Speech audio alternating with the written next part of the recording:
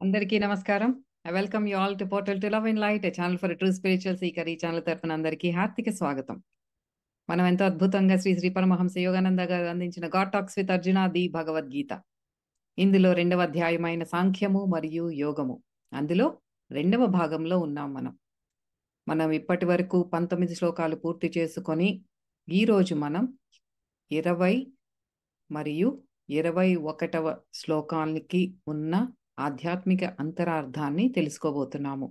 ఈ 2 శ్లోకాలు నేను విడివిడిగా 2 వీడియోలు రిలీజ్ చేసి సెపరేట్గా షేర్ చేయబోతున్నాను. ఐ రిపీట్ దాట్, ఈ వారం 2 వీడియోలు రిలీజ్ చేస్తున్నాను. 20వ శ్లోకం మొదటి వీడియోలో, 21వ శ్లోకం 2వ వీడియోలో వస్తుంది. దయచేసి మీకు వీలున్నప్పుడు 2 చూడండి. ఎందుకంటే ఒకదానికి ఒకటి ఆ కనెక్షన్ ఉండాలి. నాకు చిన్నగా ఒక 15 మినిట్ వీడియో ఉంటే కావాలి అది క్లిక్ చేయటం, అది ఆన్ చేసి అది చూడటం, because it's just a short video అని. ఎందుకంటే అది ఫ్రాగ్మెంటెడ్గా ఉంటుంది. నాలెడ్జ్ నిజంగా ఆ జిజ్ఞాస ఉన్నప్పుడు ఒక పద్ధతిలో, క్రమ పద్ధతిలో వెళ్తేనే మనకు ఆ తత్వ జ్ఞానం అనేది అర్థమవుతుంది. ఇదంతా పరమాత్మ అందించిన ఆత్మతత్వ జ్ఞానం. అది మనం క్షుణ్ణంగా అర్థం చేసుకోవాలి. అది తెలుసుకుంటూ దాన్ని మళ్ళీ సాధనా మార్గంలో పెట్టి ముందుకు వెళ్ళాలి అనే జిజ్ఞాస ఉండాలి. కానీ ఆ వీడియో లెంత్ ఎంత ఉంది, 20 నిమిషాలు ఉందా, 30 నిమిషాలు ఉందా, చిన్నది నేను చూస్తాను అంటే అక్కడే తెలుస్తుంది మనకి ఎంత లోపల మన ఫైర్ ఎంత ఉంది అనేది. దాన్ని బట్టే తెలుస్తుంది.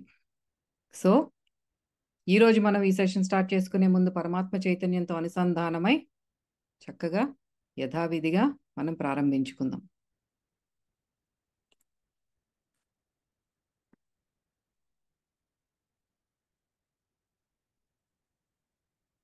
ఓం శ్రీ గురుభ్యో నమః. ఓం శ్రీకృష్ణ పరమాత్మనే నమః. ఓం శ్రీమాత్రే నమః. ఓం సత్.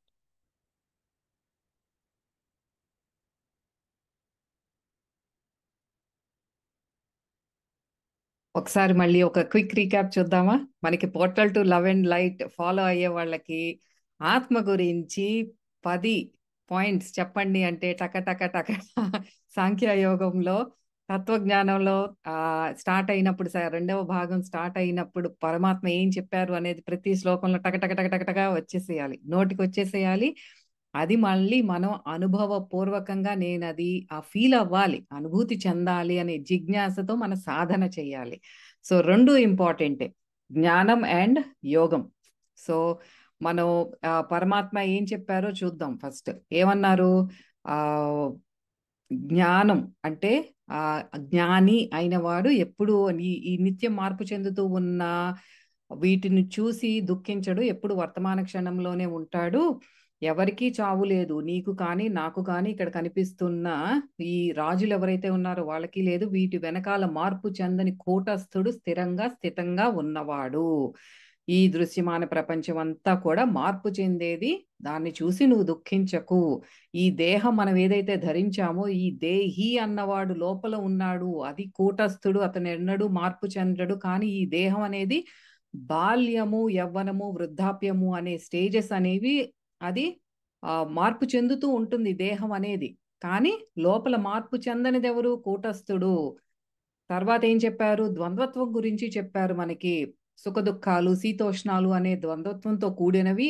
ఆ ద్వంద్వత్వాలు మనం ఎక్స్పీరియన్స్ చేయటానికే, అవి అనుభూతి చెందటానికే మనం ఈ భౌతిక ప్రపంచంలోకి వచ్చాము. కానీ వీటికే మనం ప్రాధాన్యత ఇచ్చేసి వాటితో మనం ఎలా స్పందిస్తున్నాము అనే దాన్ని బట్టే మనం దుఃఖాలని ఎదుర్కొంటున్నాము. మనం ఆ దుఃఖమే నేను అనుకుంటున్నాము. ఈ సుఖ దుఃఖాలతోనే మనం అటాచ్ అయిపోయాము అని చెప్తున్నారు. అని తర్వాత ఏమన్నారు?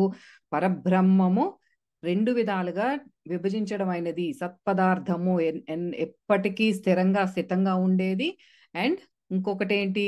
అసత్ పదార్థము, ఎప్పుడు నిత్యం మార్పు చెందుతూ ఉండే ఈ 24 తత్వాలతో కూడిన ప్రకృతి అని చెప్పారు. తర్వాత ఏమన్నారు? సత్పదార్థం ఏదైతే 16వ శ్లోకాల్లో చెప్పారో, 17వ శ్లోకాలో ఏం చెప్పారు? ఈ సత్పదార్థం ఏదైతే శాశ్వతంగా స్థిరంగా ఉన్నదో ధ్యాన సాధన ద్వారా దానితో నేను గుర్తింపబడాలి అనుకున్నవాడే జ్ఞాని అని చెప్తున్నారు.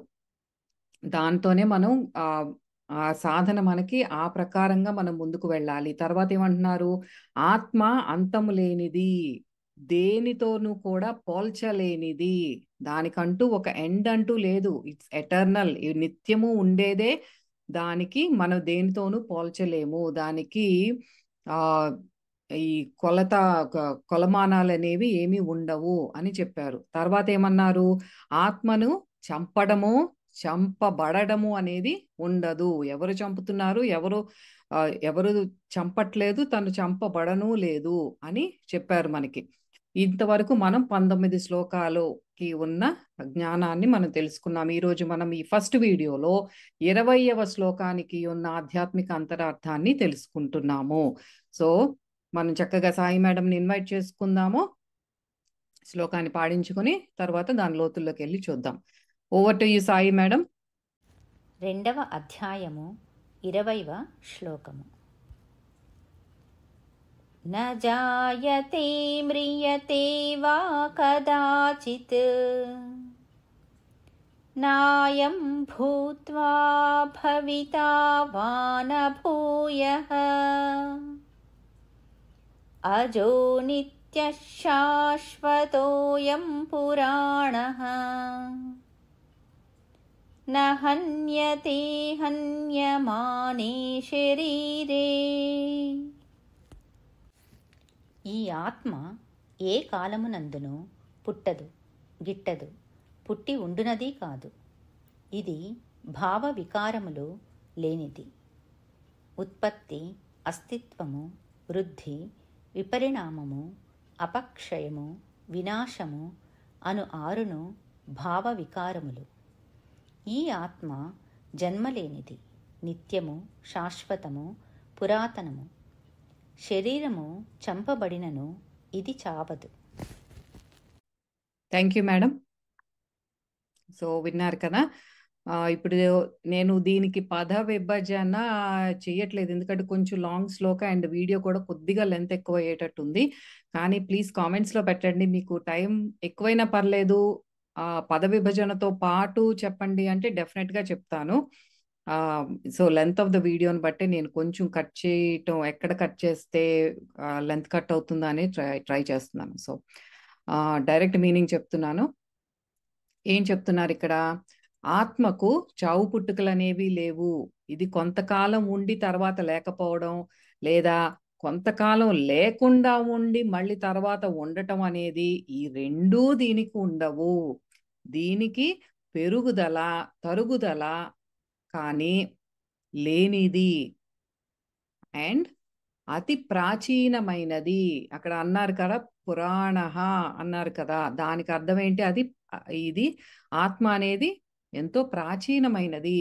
అందుచేత ఈ శరీరములు లేదా దేహములు నాశవంతములైనా కానీ దేహి, మన లోపల ఉన్న దేహి ఆత్మకు మాత్రం నాశము లేదు అని చెప్తున్నారు.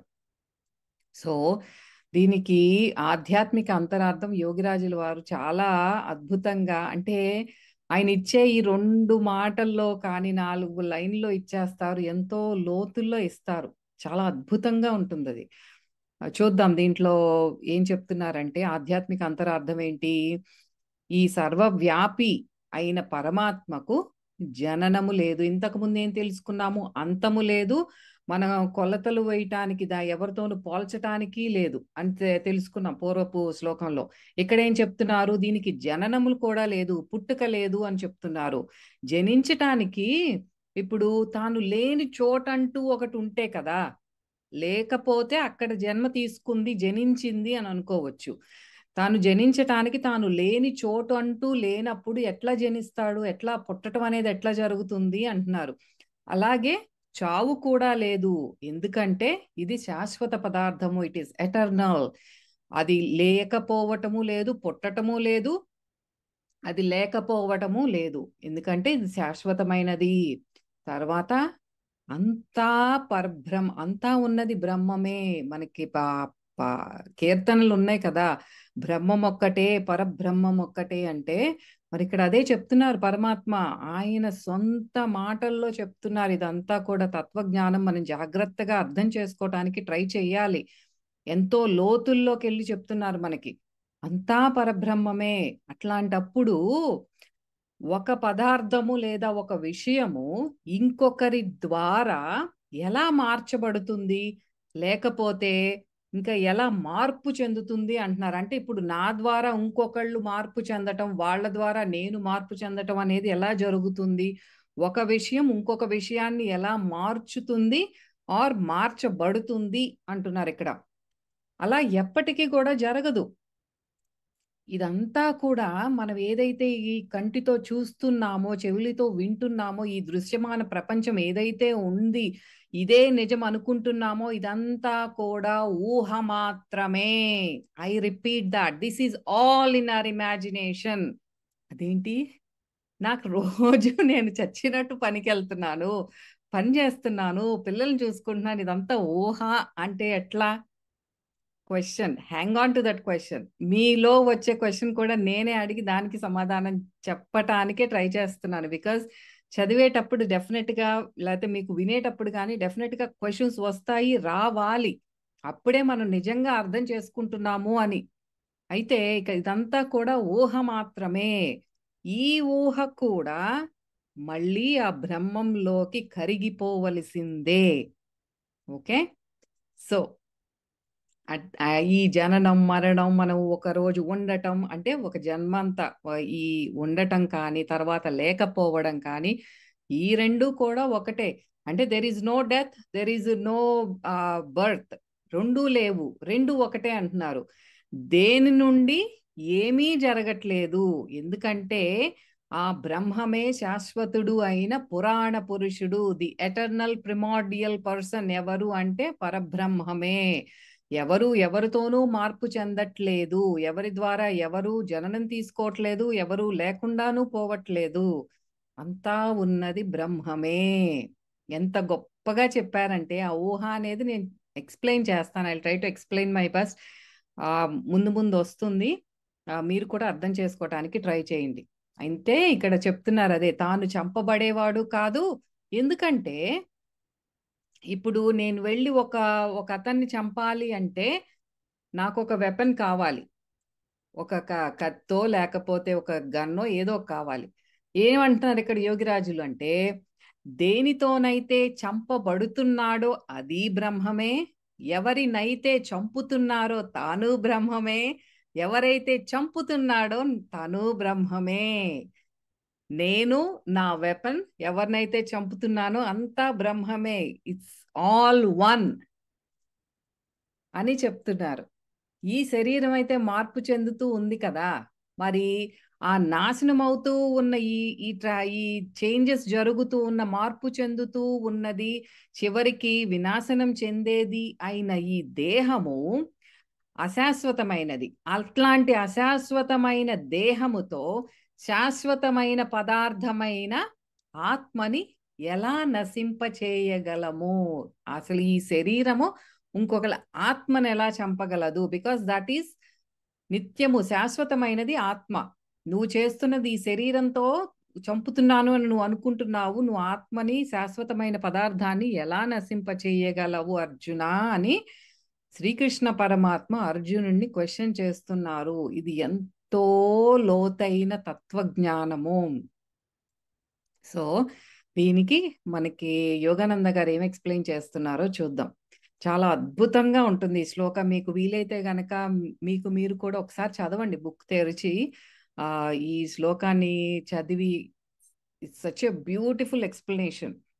సో ఏం చెప్తున్నారు, ప్రతి శరీరము, మనం ఒక జన్మ తీసుకున్నాము, పుట్టుక వచ్చిన తర్వాత ఈ శరీరానికి షడ్భావ వికారాలు అంటారు. ఏంటి, ఈ 6 చేంజెస్ జరుగుతాయి అన్నమాట, పరివర్తన చెందుతూ ఉంటుంది ఈ బాడీ, శరీరం అనేది.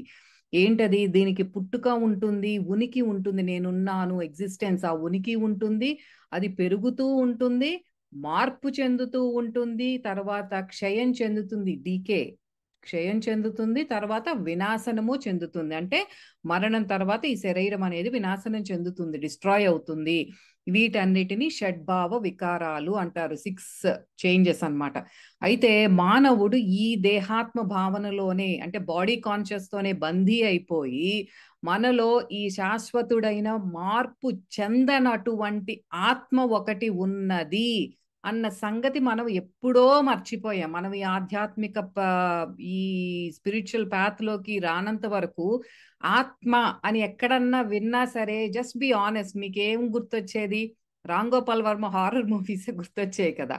ఆత్మ ఇవన్నీ అంటే ఏదో ఒక హారర్ మూవీ గురించి మాట్లాడుతున్నాం అని అనుకున్నాం. కానీ మనం ఆత్మలము, మనం జన్మలు తీసుకుంటున్నాము, మనం ఇక్కడ భౌతిక తలంలో ఇట్లా కూరుకుపోయి ఇంద్రియాలతో వెళ్తున్నాం, ఈ జ్ఞానం అంతా మనకి లేదు కదా.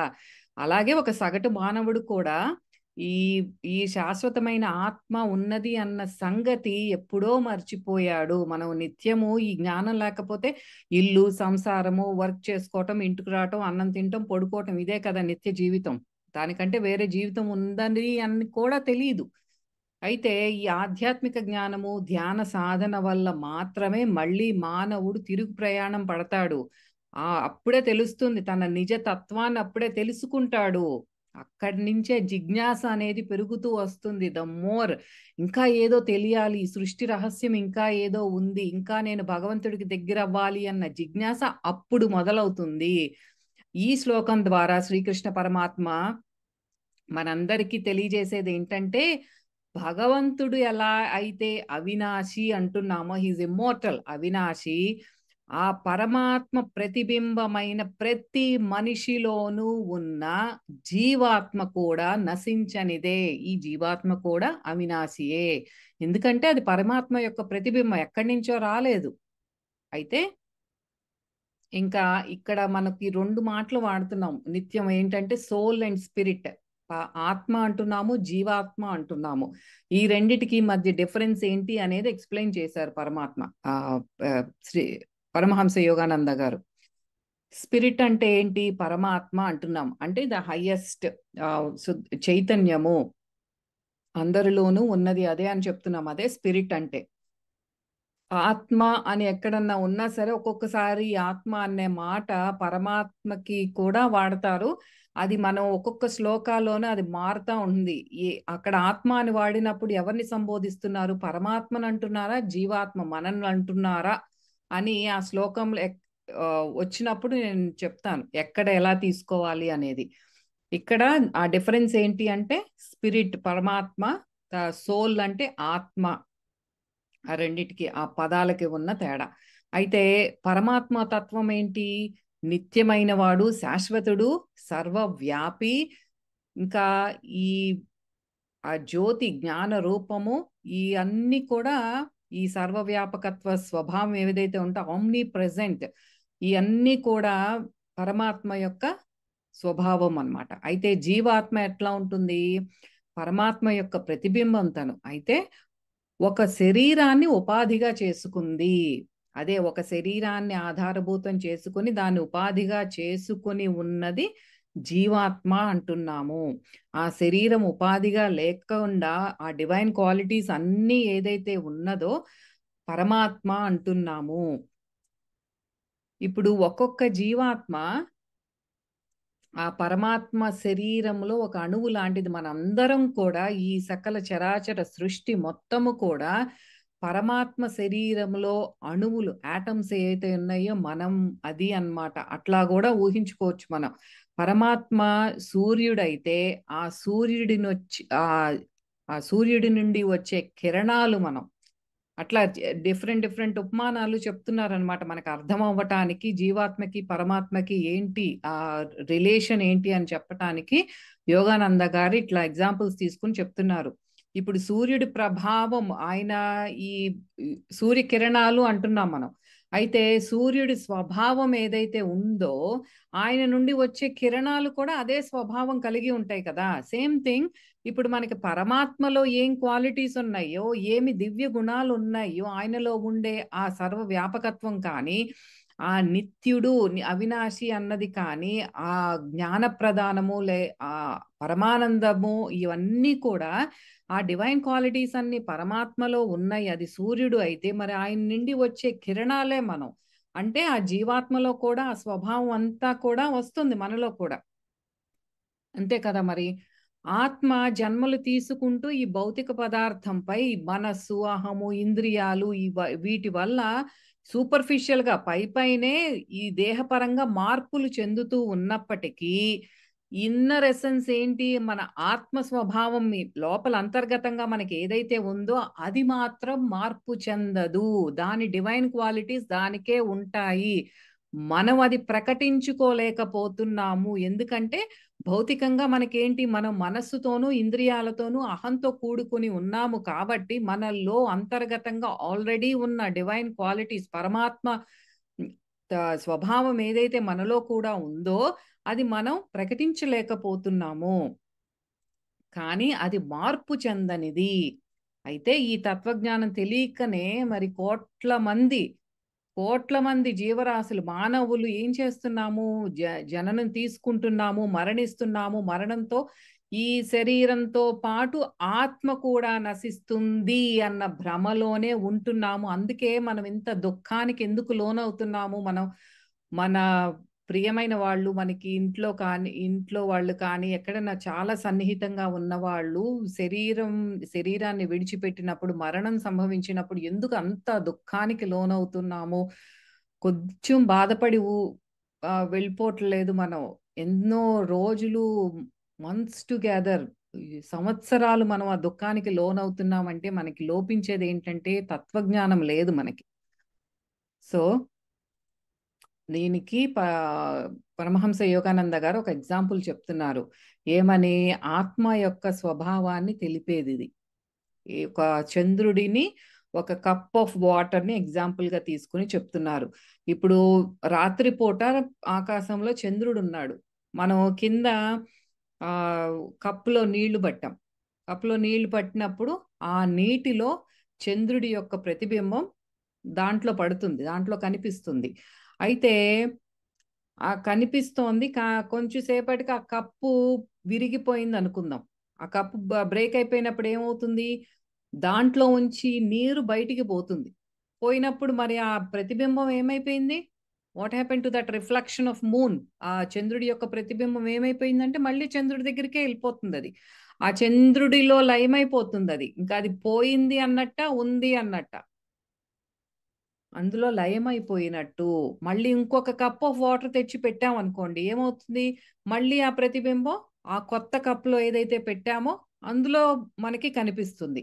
అయితే ద ఈ రెండవ రిఫ్లెక్షన్ ఏదైతే రెండవ కప్పులో మళ్ళీ చంద్రుడి యొక్క ప్రతిబింబం మనకు కనిపిస్తోందో అదే మళ్ళీ పునర్జన్మ అంటున్నాం మనం. మళ్ళీ అంటే అలా ప్రతిబింబం దూరం అయింది అని అనుకుంటున్నాము. కానీ ఇంకొక కప్పలోకి అది మళ్ళీ దాంట్లో కనిపిస్తోంది మనకి. అదే మళ్ళీ జన్మ తీసుకోవటం అంటే. ఆత్మ కూడా అంతే. ఈ ఇక్కడ పరమాత్మ గురించి చెప్తున్నారు. ఏమని? ఒక తన ప్రతిబింబాన్ని శరీరము అనే ఒక కప్పులో నీరు అనే మనస్సు ద్వారా ప్రకటించుకుంటోంది. జాగ్రత్తగా అర్థం చేసుకోండి ఇది. ఇది ఊరినే చిన్నది 3 కప్పు వాటర్ కాదు. అక్కడ ఎంతో తత్వజ్ఞానం చెప్తున్నారు మనకి. ఇప్పుడిక్కడ మూన్ అంటే ఏంటి? పరమాత్మ. పరమాత్మ తన దగ్గర నుంచి కిరణాలు పంపిస్తున్నారు. ఏంటయ్యా? మూన్ రేస్ వస్తున్నాయి. జీవాత్మ సరే ఆ ప్రతిబింబం కనిపించాలంటే ఇప్పుడేం కావాలి? మనకి కప్పు లేకుండా కప్పులో ఒట్టి కప్పు ఉంటే సరిపోతుందా మళ్ళీ? దాంట్లో నీరు కావాలి. ఒట్టి కప్పులో ప్రతిబింబాన్ని చూడలేం మనం. ఆ కప్పులో వాటర్ కావాలి. ఆ వాటర్ స్వచ్ఛంగా ఉండాలి. ఇవి ఇక్కడ ఎక్స్‌ప్లెయిన్ చేయలేదు కానీ, దీంట్లోకి మనకి ఇంకా లోతుల్లోకెళ్ళి ఆలోచిస్తే, యోగానంద గారు ఎక్స్‌ప్లెయిన్ చేయలే. ఇంతవరకు ఎక్స్‌ప్లెయిన్ చేశారు. బట్ దీంట్లోకి ఇంకా లోతుల్లోకెళ్ళి మనం అర్థం చేసుకోవటానికి ట్రై చేయాలి. డోంట్ జస్ట్ అంటే పేజెస్ ఫ్లిప్ చేసి చదివేసేయటం కాదు ఇది నవల చదివినట్టు. పరమాత్మ యొక్క ప్రతిబింబం అంటే సరే ఆ రేస్ రావాలి. జీవాత్మ అక్కడ రావాలి. రావాలంటే ఇప్పుడు ఏం చెప్పారు మనకి? శరీరాన్ని ఉపాధిగా చేసుకున్నదే జీవాత్మ. శరీరం లేకపోతే ఏముంది? Rays are all over. ఎక్కడైనా చంద్ర కిరణాలు అంతా ఉంటాయి, ఆకాశం మొత్తం ఉంటాయి. కానీ ఆ ప్రతిబింబం పడాలంటే దానికి ఒక ఉపాధి కావాలి. ఆ కప్ ఏంటి ఇప్పుడు? అది మన శరీరము. ఆ శరీరం ఒక్కటే ఉంటే సరిపోతుందా అంటే దాంట్లో నీళ్లు కావాలి. ఆ నీరు ఎలా ఉండాలి? ఎలా ఉండాలి? ఇప్పుడు మనకి సూయేజ్ వాటర్ పెట్టేసి ఉంటే దాంట్లో ప్రతిబింబం ఎలా కనిపిస్తుంది మనకి? ఆ సూయేజ్ వాటర్ ఎంత డర్టీగా ఉన్నాయి, ఎంత క్లౌడీగా ఉన్నాయో, ఎంత మక్కు పట్టి మురికి పట్టి ఉన్నాయో దాన్ని బట్టి ఆ ప్రతిబింబం కూడా ఉంటుంది. మన ఎంత డిస్టిల్డ్ వాటర్, ఎంత ప్యూర్ గా ఉంటే వాటర్, ప్రతిబింబం కూడా అంత స్వచ్ఛంగా కనిపిస్తుంది. మనం కూడా అంతే కదా. దేహాన్ని ఇప్పుడు ఆ కప్పు పగిలిపోయిందంటే ఏంటి? దేహ విరమణ జరిగింది అంటే మనం ఈ మరణించాము అని. అంటే ఏంటి? ఇప్పుడు మనకి చిన్న చిన్న చిల్లులు పడినాయి అనుకోండి, ఆ కప్పుకి ఏమవుతోంది? అది మనం శరీరాన్ని పాడు చేసుకుంటాం కాదా? ఆ శరీరం ఉంటేనే కదా పరమాత్మ తత్వాన్ని మనం అర్థం చేసుకోవాలి అంటే శరీరం అనేది ఎంతో ఇంపార్టెంట్. అందుకనే నిత్యం చెప్పేది ఏంటి అంటే దేహాన్ని ఎక్కువ ఎక్కువగా కష్టపెట్టొద్దు. మనం ఈ దేహం తీసుకున్నదే మనకి ఆత్మగా ఎదగటానికి. అది మాత్రం మనం రిపీటెడ్‌గా గుర్తు చేసుకుంటూ ఉండాలి. ఇష్టం వచ్చినట్టు తినటం, పని చేయటం కూడా ఒళ్ళు హోనం అయ్యేటట్లు పని చేయటం, దీనంతటికి ఏంటంటే మనకి ఆ సాధన అనేది వెనకబడిపోతుంది. ఎందుకంటే దీనికి ఎక్కువ ఇంపార్టెన్స్ ఇచ్చేస్తే మన దేహం అంతా కూడా ఇంక దాంట్లో మనకి ఓపిక ఉండదు. కూర్చుని సాధన చేయాలనే సుముఖత కూడా రాదు. దయచేసి వీలున్నంత వరకు ఆ వర్క్ లోడ్ అనేది తగ్గించుకోవటానికే మనం ప్రయత్నం చేయాలి. ఇంకా ఇంకా డబ్బు సంపాదన మీద 100 ఎకరాలు ఇక్కడ కొనేసాను, ఇక్కడ ఒక $1 మిలియన్ ఇల్లు కొనేసాను, ఇవి కాదు ఇంపార్టెంట్. మనకి ఏదున్నదో అది ఒళ్ళుని జాగ్రత్తగా చూసుకోవాలి, శరీరాన్ని. దీంతో బ్లడ్ ప్రెషర్స్ తెచ్చేసుకొని డయాబెటీస్లని రకరకాల జబ్బులు తెచ్చేసుకుంటే శరీరము క్షీణించిపోతుంది. మనకింకా సాధన చేయటానికి కూడా పనికిరాదది. మనం తెచ్చుకున్నదే సాధన చేయటానికి. And next most important thing also నీళ్లు. ఆ నీరు ఏదైతే చెప్పారో అది కూడా ఇంపార్టెంట్. మనసు స్వచ్ఛంగా ఉండాలి. సంకల్ప వికల్పాలు అనేవి స్వచ్ఛంగా రావాలి మనలో. ఇష్టం వచ్చినట్టు పిచ్చి పిచ్చి ఆలోచనలు చేయటం, నిత్యం ఏదో ఒక కంప్లైంట్లు చేయటం, లేకపోతే పక్కనాళ్ళ గురించి గాసిప్ చేసుకోవటం, ఇలాంటి చెత్తంతా మనం మానుకోవాలి. మంచి ఆలోచనలు, భగవతత్వము, భగవంతుడి గురించి ఆలోచన, సృష్టి గురించి ఆలోచన, అందరి గురించి అందరూ చక్కగా ఉండాలి, అందరూ ప్రేమతో ఉండాలి, నేను వాళ్ళతో ప్రేమతో ఉండాలి. ఇలా ప్రేమపూర్వకమైన ఆలోచనలు మనం రిలీజ్ చేయటం అనేది ప్రాక్టీస్ చెయ్యాలి. అలా కప్పు సరిగ్గా ఉండాలి, అందులో నీరు స్వచ్ఛంగా ఉన్నప్పుడే మనకి చంద్రుడి యొక్క ప్రతిబింబం చక్కగా కనిపిస్తుంది. ప్రతి స్టెప్ ఇంపార్టెంట్ ఇక్కడ. అయితే ఇలా మనం భూలోక యాత్రకు వచ్చి ఈ జీవాత్మ ఏం చేస్తోంది ఇట్లా? మనం వచ్చినప్పుడు మనకు ఒక ఫ్రీ విల్ ఉంది. అంటే ఏంటి? స్వేచ్ఛా సంకల్పాలతో మనకు నచ్చినవి చేసుకునే ఆ ఫ్రీ విల్ అనేది పరమాత్మ మనకిచ్చారు. మనం ఏం కట్టడి చేయట్లేదు. అందుకే మనకు మరుపు కూడా ఉంది. పూర్వజన్మలో మనకేం గుర్తుండవు. గుర్తుంటే మనం ఎంతో విచారంతో, దుఃఖంతో ఉంటాం. అయ్యో ఆ జన్మలో అలా చేశానా అని. ఆ మరుపు అనేది పూర్వజన్మల గురించి మనకు మరుపు ఉన్నదే మనం ఈ జన్మ ఒక ఫ్రీ విల్ గా స్వేచ్ఛగా మన డెసిషన్స్ మనం తీసుకొని ఇక్కడ ఏం చేయాలి అనేది మన సొంత నిర్ణయాలు తీసుకోవటానికే ఆ మరుపు అనేది ఇచ్చారు పరమాత్మ. ఆ ఫ్రీ విల్ తో మనం ఏం చేస్తున్నాము, ఎలాంటి కోరికలు నాలో నుంచి వస్తున్నాయి, ఆ కోరికలు తీర్చుకునే క్రమంలో మళ్ళీ కర్మలు పోగు చేసుకొని మళ్ళీ ఆ కర్మలని ఆ కర్మలే మళ్ళీ ఆ వాసనలు ఆ వాటితో మళ్ళీ మనం జన్మ తీసుకుంటున్నాము. అవే మనకి కారణం. మళ్ళీ జన్మ తీసుకోవటానికి కారణం ఏంటంటే మనం చేసిన కర్మలు మళ్ళీ దాని ప్రభావము, ఆ వాసనల ద్వారా ప్రభావము చూపించటము, అవే మన జన్మ తీసుకోవటానికి కారణమవుతున్నాయి. అందుకే మళ్ళీ జస్ట్ లైక్ ఇప్పుడు చంద్రుడు ప్రతిబింబం ఒక కప్పు పగిలిపోయింది, నీరు పోయిన తర్వాత ఇంకొక కప్పులోకి తన ప్రతిబింబం ఎలా అయితే కనిపిస్తోందో మన జన్మ కూడా అంతే. మళ్ళీ ఆ పూర్వజన్మ కర్మలను బట్టి మళ్ళీ ఇంకో దేహ ధారణ చేస్తాం, మనం ఇంకొక జన్మ తీసుకుంటాము. అయితే ఇప్పుడు ఈ కప్పు పగిలిపోయినప్పుడు ఈ ప్రతిబింబం ఆకాశం అంతా మనకేమవుతుంది అనుకుంటున్నాం. ఆకాశం అంతా విస్తరించిన చంద్రుడి కిరణాలతో మమేకమైపోతోంది. అట్లాగే జీవాత్మ కూడా ఎప్పుడైతే ఈ కోరికల నుండి విముక్తి పొందుతాడో, ఎలా విముక్తి పొందుతాడు? నిత్యం ఏదో కోరికలు వస్తూనే ఉన్నాయే, ఏదో ఒకటి సేల్ జరుగుతోంది, ఏదో ఒకటి కోరికలు పుడుతూనే ఉన్నాయి. ఎలా ఎలా మనం వీటి నుండి విముక్తి కలుగుతాయి అంటే క్వశ్చన్ రావాలి. వచ్చినప్పుడు పరమాత్మ మనకి ఆన్సర్ చేస్తారు. ఎందుకంటే యోగంలో ఇవన్నీ కూడా మళ్ళీ మనకి యోగ సాధన ఎంత ఇంపార్టెంట్, ఇవన్నీ కూడా మనకి ఒక థియరిటికల్ నాలెడ్జ్ షేర్ చేస్తున్నారు పరమాత్మ. ఈ నాలెడ్జ్ ని మనం ప్రాక్టికల్ గా ఎలా ఇంప్లిమెంట్ చేయాలనేది నెక్స్ట్. సాంఖ్యము మరియు యోగము అంటే యోగములో చెప్తారు ఎలా చేయాలి అనేది. Just hold on to that question. పరమాత్మలో మనం మమైకమైపోయి ఆ సర్వవ్యాపకత్వ స్థితిని పొందే వరకు కూడా మనం ఇప్పుడు ఈ చంద్రుడు కిరణాలు అక్కడ మమైకమైపోతోంది ఆ ప్రతిబింబం అని ఎలా చెప్తున్నామో, మనం ఈ కోరికలు ధ్యాన సాధన ద్వారా ఆ కోరికల నుండి మనం విముక్తి పొందినప్పుడే మనం కూడా we become one with that spirit, omnipresent. మనం కూడా ఆ సర్వవ్యాపకత్వ స్థితిని మనం పొందుతాము. కానీ ఆ స్థితికి చేరాలంటే ఎంతో గాఢ సాధన, నిత్య ధ్యాన సాధన అనేది ఇంపార్టెంట్. సో దాని గురించి ఎలా చేయాలనేది కూడా పరమాత్మే ఆన్సర్ చేస్తారు. మనం we just have to wait and just keep going అంతే. మానవుడు ఇప్పుడు ఎలా చేస్తారనేది యోగానంద గారు చెప్తున్నారు. How do we achieve that? ఎట్లాగా యోగ సాధన చేస్తాం సరే, ఆ యోగ సాధనలో మనలో ఏం జరుగుతోంది అనేది ఇక్కడ ఎక్స్ప్లెయిన్ చేస్తున్నారు. మానవుడికి ఇప్పుడు మనకి ఫస్ట్ శ్లోకాలో తెలుసుకున్నాం ఏంటది, మనకి 3 శరీరాలతో ఉన్నాం మనం. ఈ 3 శరీరాల నుండి మనం విముక్తులం అవ్వాలి. ఏంటా 3 శరీరాలు? క్వశ్చన్. మనకి ఈ మధ్య ఎగ్జామ్స్ లేవు. ఈ క్వశ్చన్స్ వస్తుంది, ఎగ్జామ్ డెఫినెట్ గా వస్తుంది. ఎవరన్నా ఎగ్జామ్స్ లేవేంటి అయ్యో అని బాధపడే వాళ్ళకి సాంఖ్యము అయిన తర్వాత ఎగ్జామ్ ఉంటుంది, మళ్ళీ యోగము అయిపోయిన తర్వాత ఎగ్జామ్ ఉంటుంది, మళ్ళీ సాంఖ్యము ప్లస్ యోగము తర్వాత 3వ ఎగ్జామ్ ఉంటుంది. మొత్తం సెకండ్ చాప్టర్ లో 3 ఎగ్జామ్స్ రాబోతున్నాయి.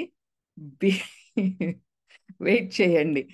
సో ఏమంటున్నారు ఇక్కడ, 3 శరీరాల నుండి కూడా మనం విముక్తి అవ్వాలి. జస్ట్ మరణం చేత ఈ శరీరాన్ని మనం బయటికి వెళ్ళిపోతోంది, మళ్ళీ జన్మ తీసుకుంటోంది, ఇవన్నీ జరుగుతున్నాయి. మనం పూర్తిగా పరమాత్మలో లయం అవ్వాలి, ఇంకా జన్మలు లేకుండా జన్మ రాహిత్యం మనం పొందాలి. నేను మోక్ష పదం అంటే ఈ కోరికలన్నిటి నుండి నేను విముక్తి పొందాలి అంటే 3 శరీరాల నుండి కూడా మనం విముక్తి పొందాలి. ఏంటి అవి? ఏంటది? First physical body. ఈ శరీరం ఏంటి? మనకి 16 అంశాలతో 16 ఎలిమెంట్స్, పీరియాడిక్ టేబుల్లో ఉన్న ఎలిమెంట్స్ లో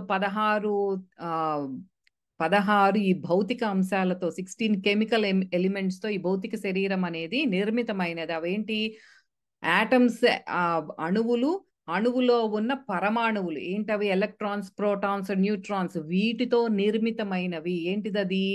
మనలో ఉన్న iron, phosphorus, chlorine, sodium, iodine, potassium, magnesium, ఇవన్నీ ఈ మినరల్స్ అన్నీ కూడా ఈ 16 తత్వాలు, ఈ 16 ఎలిమెంట్స్ తో ఈ భౌతిక శరీరం అనేది నిర్మితమైనది. తర్వాత సూక్ష్మ శరీరంలో ఏంటి? Just recap. మనకి ఫస్ట్ అధ్యాయంలో అర్జున విషాద యోగంలో తెలుసుకున్న దానికి చిన్న క్విక్ రీక్యాప్ అన్నమాట ఇది. మన సూక్ష్మ శరీరం దేంతో తయారైంది? 19 తత్వాలతో కూడినది. ఇందులో ఏమున్నాయి? మనకి సెరిబ్రోస్పైనల్ యాక్సెస్, మనకి సుషుమ్నా నాడి, వజ్ర నాడి, చిత్రిని నాడి, ఈ 3 కలిపి కూడా మన వెన్నుపూస లోపల సూక్ష్మ శరీరంలో ఉన్న వెన్నుపూస అయితే, మనకి సహస్రార అనేది సూక్ష్మ శరీరంలో ఉన్న బ్రెయిన్. సహస్రార అంటే అది ఆస్ట్రల్ బ్రెయిన్ అది.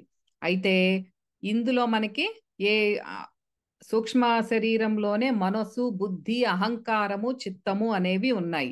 అయితే ఏంటది? మనస్సు అంటే ఈ సెన్స్ మైండ్, మనకి ఇంద్రియాలతో పరిగెత్తే సెన్స్ మైండ్. తర్వాత బుద్ధి అంటే ఇంటెలిజెన్స్. తర్వాత అహంకారము అంటే ఈగో. తర్వాత చిత్త వేరు, చిత్ వేరు. రెండిటికి కలగపులగం చేయొద్దు. చిత్త అంటే ఇక్కడ ఫీలింగ్, మనసు, బుద్ధి, అహంకారము, చిత్తము అంటే ఇది ఫీలింగ్. అయితే పంచప్రాణాలు, ఈ 4 మనోబుద్ధి అహంకారము చిత్తము, తర్వాత పంచ ప్రాణాలు, తర్వాత 10 ఇంద్రియాలు, అంటే 5 జ్ఞానేంద్రియాలు, 5 కర్మేంద్రియాలు, ఇవన్నీ కలిపి 19 అంశాలతో కూడినది సూక్ష్మ శరీరము. నెక్స్ట్ వచ్చేసి ఇంకా సూక్ష్మంగా ఉన్నది ఏంటంటే కారణ శరీరము, కాజల్ బాడీ. ఇది మనకి 16+19 is 35. 16 భౌతిక అంశాలతో కూడిన ఈ భౌతిక శరీరము, 19 సూక్ష్మాంశాలతో కూడిన ఈ సూక్ష్మ శరీరము, ఈ రెండిటికి ఈ రెండు కలిపితే 35. ఈ 35కి మూల కారణం ఏదైతే ఉందో అది కారణ శరీరంలో 35 సూచనలుగా ఉంటుంది. ద 35 థాట్రాన్స్ అంటారు పరమహంస యోగానంద గారు. 35 సూచనలు, ఈ 35 ఐడియాస్, ఈ సూచనలు అనుసరించే మన సూక్ష్మ శరీరము, భౌతిక శరీరం అనేది నిర్మాణం జరుగుతుంది. మెయిన్ కారణం ఏంటి అంటే కాజల్ బాడీ కారణం. అక్కడ ఉంటాయి మన రూట్స్ అన్నీ కూడా. మన కారణం ఏంటి, ఈ జన్మ ఎందుకు తీసుకున్నాము అనేది అంతా కూడా నిక్షిప్తమై ఉన్నది మన కారణ శరీరంలో. మన కర్మలు, వాసనలు అన్నీ ఉన్నాయి ఆ కాజల్ బాడీ కారణ శరీరంలో. మనం ఇక్కడ ఏం చేస్తున్నాం అనేది కారణం అక్కడ ఉంటుంది. అక్కడంటే మన లోపల సూక్ష్మంగా, సూక్ష్మాతి సూక్ష్మంగా. అయితే ఇప్పుడు ఇక్కడ మీరు నోటీస్ చేసినట్లయితే సూక్ష్మ శరీరంలోనేమో బుద్ధి ఉంది. దానికి కారణం ఎక్కడ ఉందంటే కారణ శరీరంలో ఉంది. అందుకే బుద్ధి కర్మానుసారిణి అంటారు. ఆ మాటకు అర్థం ఏంటి? ఈ బుద్ధి సూక్ష్మ శరీరంలో ఉన్నది దేన్ని ఫాలో అవుతాంది? మన కర్మలు ఎక్కడైతే కారణ శరీరంలో నిక్షిప్తంగా ఉన్నాయో ఆ కర్మలు ఈ బుద్ధిని రన్ చేస్తాయి. అందుకే ఇప్పుడు మనకి ఎవరన్నా మనం కూడా పేరెంట్స్, ఇప్పుడు మన తల్లిదండ్రులు కానీ, మా తల్లిదండ్రుల వయసులో ఉన్న వాళ్ళకి, ఎస్పెషల్లీ ఆ ఏజ్ లో ఉన్న వాళ్ళకి, 60 పైబడిన వాళ్ళకి, మా వయసులో వాళ్ళకి అందరికీ నేను చెప్పేది ఏంటంటే, ఇప్పుడు మీ పిల్లలు కనుక మీ మాట వినట్లేదు, తప్పుదారిన పడుతున్నారు, ఆల్రెడీ ఇప్పుడు 60 ఏళ్ళు పైబడిన వాళ్ళకంటే ఇంక మీరు పెంపకం అనేది అయిపోయింది, ఇంకా మనవాళ్ళు ఆ స్టేజ్కి వచ్చేసారు. మీరు ఒకవేళ గనక ఏదన్నా తప్పు జరిగింది అనేది మీకు ఆ గిల్ట్ ఫీలింగ్ తో ఉంటే గనక దయచేసి అది ఇరేజ్ చేసేసేయండి, పూర్తిగా చెరిపేసేయండి మీ మనస్సులో నుంచి అది. ఎందుకంటే మీరు భౌతిక శరీరం మాత్రమే ఇస్తారు, కానీ ఆ సూక్ష్మ శరీరంలో ఉన్న బుద్ధి కర్మను అనుసరించి వస్తుంది. బుద్ధి సరిగ్గా లేదు, తప్పు మార్గంలో ఉన్నాడు, నేనేమైనా తప్పు చేశానా, పెంపకంలో తప్పు ఉందా అని ఎప్పుడూ కూడా బాధపడొద్దు. యాజ్ పేరెంట్స్ మనం అందరం కూడా పిల్లలకి మంచి చేయాలనే ట్రై చేస్తాము. ఆ క్రమంలో కొద్దిగా క్రమశిక్షణ అనేది కొద్దిగా ఎక్కువగా కొంచెం కొన్ని ఫ్యామిలీస్ లో హార్ష్ గా ఉంటుంది, కానీ బాటమ్ లైన్ ఈజ్ అంతా వాళ్ళు మంచి చేస్తున్నాము, ఆ మంచి ఆలోచనతోనే చేస్తాం. కానీ కొంతమంది పిల్లలు వాళ్ళ కర్మాలను అనుసరించి కొద్దిగా రాంగ్ బిహేవియర్ లోకి వెళ్తారు. ఎంత రాంగ్ గా వెళ్ళినా సరే తర్వాత పరమాత్మ తిప్పుకుంటారు. వాళ్ళు చాలా మంది కూడా మళ్ళీ ఇటు పక్కకి ఎంత రాంగ్ సైడ్ కి వెళ్తారో మళ్ళీ అంత డీప్ గా కూడా ఆధ్యాత్మిక మార్గంలోకి వెళ్ళే వాళ్ళు కూడా ఉంటారు. సో నేను చెప్పేది ఏంటంటే దయచేసి గిల్టీగా అయితే ఫీల్ అవ్వద్దు. మీరు ఏదైతే చేశారో, మనం ఏదైతే చేస్తున్నామో మన పిల్లలకి అంతా కూడా మనస్ఫూర్తిగా మనం చేసేది చేద్దాము, కానీ don't carry the guilt at any time. మంచిది కాదు, అది మీ ఆరోగ్యానికి మంచిది కాదు. సో ఆ కర్మలను అనుసరించే తెచ్చుకుంటాం అది.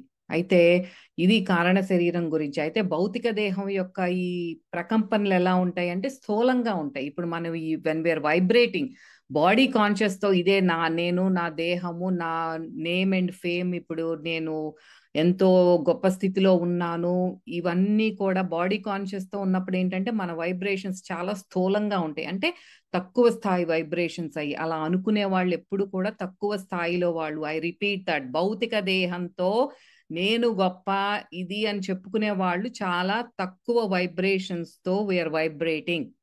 నెక్స్ట్ వచ్చేసి సూక్ష్మ శరీరం యొక్క వైబ్రేషన్స్ ఎలా ఉంటాయి అంటే ఈ ప్రాణిక్ ఎనర్జీ వైబ్రేషన్స్, అంటే కొంచెం ఇంకొద్దిగా ఫ్రీక్వెన్సీ ఎక్కువ ఉంటుందంటే. అంటే అక్కడ ఏముంది, మనస్సు ఉంది, మన ఎథరిక్ బాడీ, మన ప్రాణిక్ లోపల ప్రాణ కూడా ఆస్ట్రల్ బాడీ సూక్ష్మ శరీరంలో ఉంది, వాటి వైబ్రేషన్స్ ఇంకా ఎక్కువగా ఉంటాయి.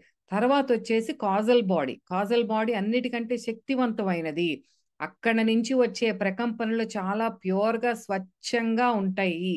అదేంటి మనకి ఆ కాస్మిక్ కాన్షియస్నెస్, విశ్వ చైతన్యంతో కూడిన ఒక శుద్ధమైన స్వచ్ఛమైన ప్రకంపనలు అవి.